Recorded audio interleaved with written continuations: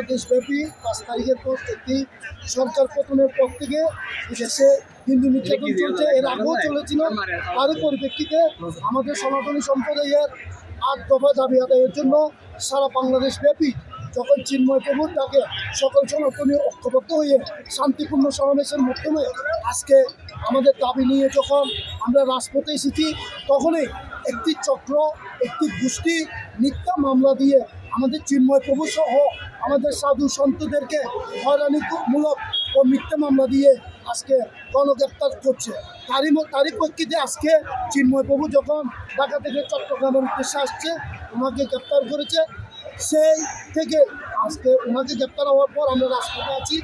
আমাদের আপনারা জানেন সনাতনী সম্প্রদায় আজ পর্যন্ত স্বাধীনতার পরে আজকের দিন পর্যন্ত এই দেশে কোনো ধরনের উশৃঙ্খল বা মামলা উস্কানিমূলক একটি গোষ্ঠীর যেরকম তাণ্ডব চালিয়েছে আপনারা দেখেছেন, ওইরকম আমাদের সনাতনীর নামে কোনো ধরনের আজ পর্যন্ত রেকর্ড নেই।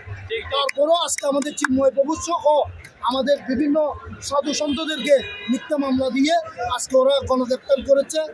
আপনারা জানেন আমরা তারই পরিপ্রেক্ষিতে আজকে আমরা রাজপথে নেমেছি। চাই এটা আমাদের জন্মভূমি, এটা আমাদের মাতৃভূমি। এদেশে আমরা শান্তিতে আমাদের 8 দফা দাবি আদায় যতক্ষণ হবে না আমরা রাজপথে থাকবো।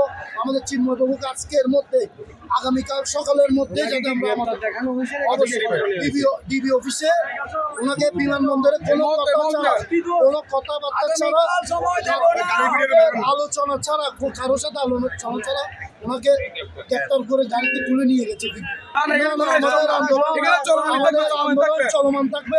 আগে আমাদের চিন্ময় প্রভুকে ছাড়তে হবে, তারপর আমরা 8 দফা দাবি নিয়ে আমাদের আন্দোলন চলবে। এর মধ্যে অনেকে মিথ্যা মামলা দিয়ে আজকে মঠ মন্দির থেকে হয়রানি করছে, অনেকে আমাদের এই আন্দোলন থেকে সরে আছে। চিন্ময় প্রভু আমাদের সনাতনী সম্প্রদায়ের একজন নেতা এবং একজন মুখপাত্র। উনি এই সনাতনী সম্প্রদায় যখন বিপদ সীমার মধ্যে চলছে তখনই উনি আমাদের হয়ে পাশে দাঁড়িয়েছেন। এটা কি তার অপরাধ?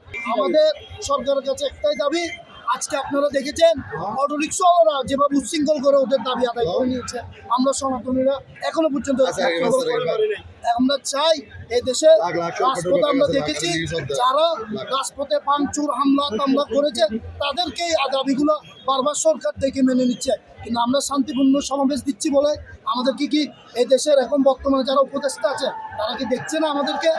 তারা আমাদের আন্দোলনগুলোকে দেখছে না? তাহলে আমাদের মুখপাত্র সহ আমাদের যারা নেতা আছে তাদেরকে কেন ডাকছে না? তাদেরকে দেখে আমাদের 8 দফা দাবি যেগুলো যৌক্তিক, আর যদি 8 দফা দাবির মধ্যে কোনো অযৌক্তিক দাবি থাকে তাদেরকে বলতে বলুন, প্রকাশ্যে সাংবাদিক সম্মেলন করে বলতে বলুন সনাতনী সম্প্রদায়ের এই 8 দফার মধ্যে একটা দেশদ্রোহী আছে, একটা রাষ্ট্রদ্রোহী আছে। কিন্তু এমন কোনো দাবি আমরা করি নাই।